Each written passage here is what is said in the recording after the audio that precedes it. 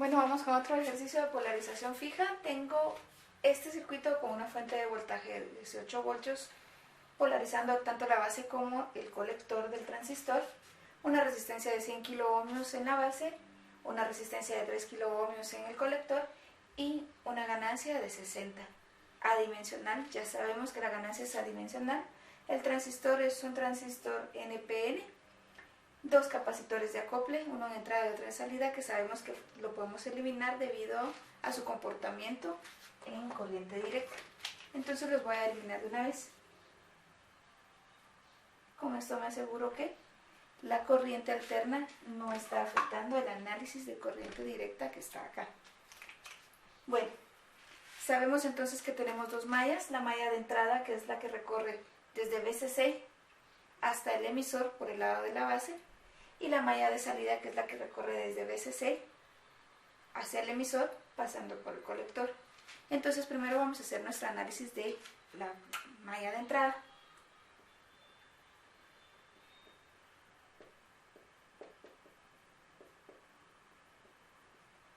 ¿Qué es lo que buscamos en la malla de entrada? Buscamos la corriente de base porque es la que nos sirve para hacer el análisis de la malla de salida. Entonces voy a aplicar ley de voltajes de Kirchhoff en la malla de entrada. Salgo desde VCC o desde la fuente, sigo el camino de la corriente y me encuentro la resistencia de base. Entonces le voy a restar a VCC el voltaje en la resistencia de base. Sigo camino de la corriente y me encuentro el transistor propiamente. Entrando desde la base y saliendo por el emisor, quiere decir que me estoy encontrando el voltaje de base a emisor. Sigo camino de la corriente y llego a tierra. Entonces acá es donde igualo la ecuación a 0. Conozco VCC, es 18 voltios. Conozco el voltaje de base emisor, siempre es 0.7 voltios. Entonces me faltaría conocer el voltaje en la resistencia de base. Por ley de Ohm, yo sé que el voltaje en la resistencia de base es corriente de base por resistencia de base. Entonces voy a sustituir esta información acá en la malla de entrada. VCC es 18 voltios. Voltaje en la resistencia de base es corriente de la resistencia de base multiplicado por la resistencia de base propiamente.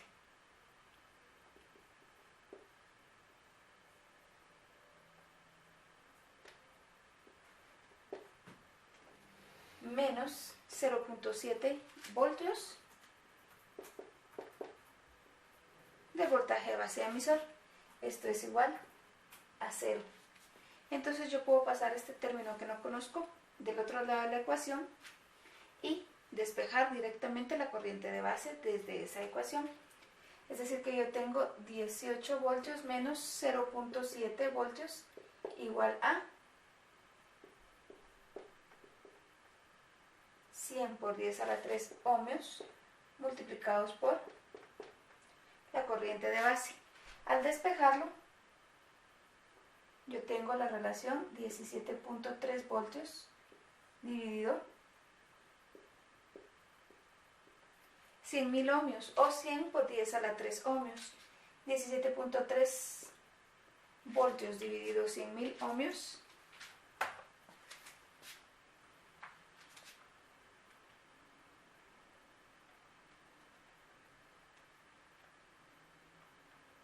es igual a 1.73 por 10 a la menos 4.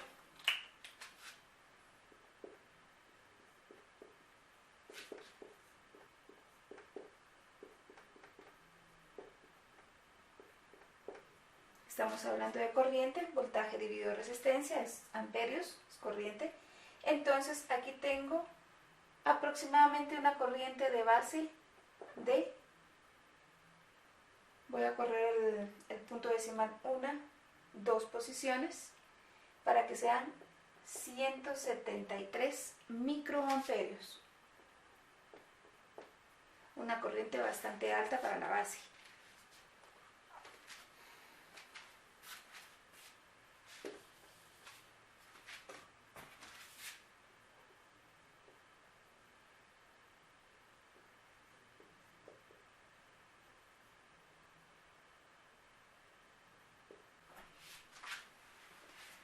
Antes de analizar mi malla de salida necesito saber cuál es la corriente que está circulando a través del colector. Esa la calculo con la relación corriente de colector es igual a beta veces la corriente de base. Por lo tanto, corriente de colector es 60 veces la corriente de base.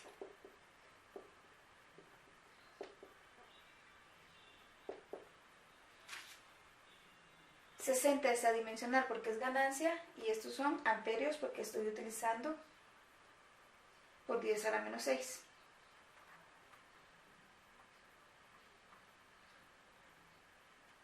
Esto hace que mi corriente de colector sea 0.01038 amperios. ¿Qué significa eso? 1, 2, 3 es aproximadamente igual a 10.38 miliamperios. Es una corriente de colector bastante alta. Vamos a ver qué pasa con el resto del análisis del circuito. Bueno, ahora voy a encontrar la información que necesito de la malla de salida.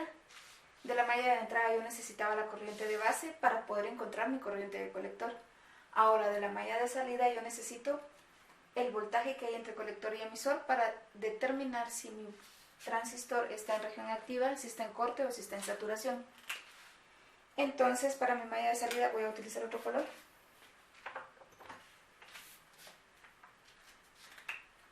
Para mi malla de salida, yo estoy saliendo desde la fuente de voltaje, estoy pasando a través de la resistencia de colector y pasando a través del transistor para poder llegar a tierra. Entonces salgo desde VCC, sigo camino de la corriente y me encuentro la resistencia de colector, entonces le resto el voltaje en la resistencia de colector, sigo camino de corriente y me encuentro el transistor. Estoy entrando en el colector y saliendo en el emisor. Por eso tengo menos voltaje de colector emisor y estoy llegando a tierra.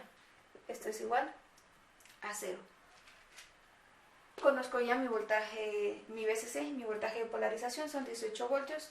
No conozco mi voltaje de la resistencia de colector, pero sí conozco el valor de corriente, o sea que lo puedo calcular sin ningún problema. Y tengo que encontrar el voltaje de colector emisor. VCC son 18 voltios. El voltaje en la resistencia de colector es la corriente de colector multiplicada por la resistencia de colector.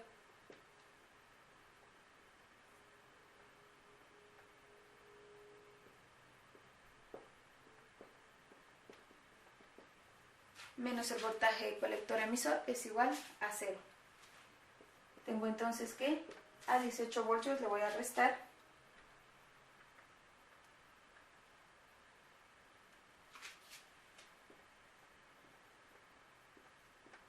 31.14 voltios, amperios por ohmios, voltios.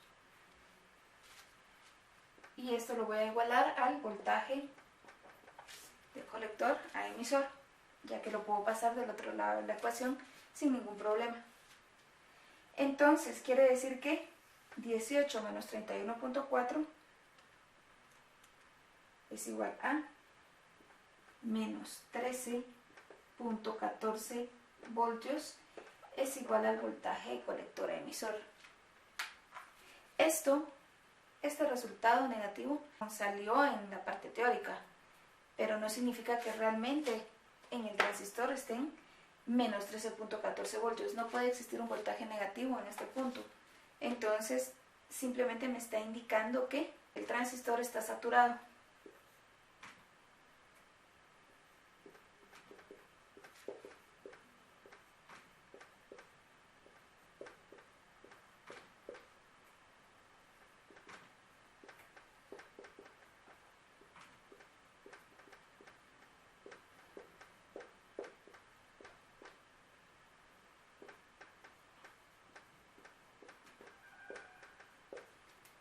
Tendríamos que recordar entonces que un voltaje menor que 0 implica que el transistor está saturado o indica que el transistor está en su región de saturación.